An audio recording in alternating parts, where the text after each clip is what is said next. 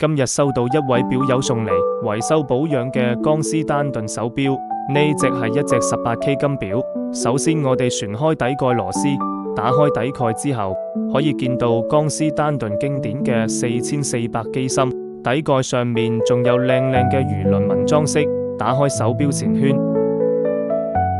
從錶殼拎出機芯，拆咗手錶指針，6點位嘅獨立秒針，有啲氧化痕跡，再小心咁拆落個錶面。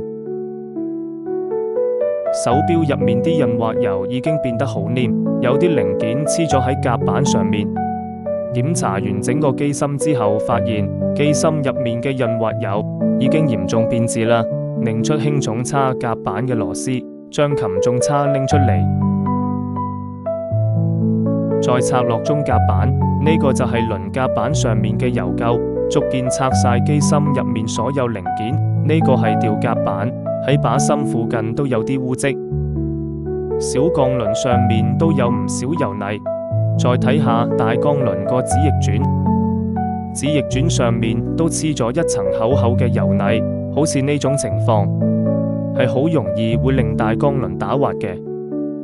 將指翼轉嗰部分逐件拆開之後，發現嗰個位特別污糟，已經冇辦法正常運作。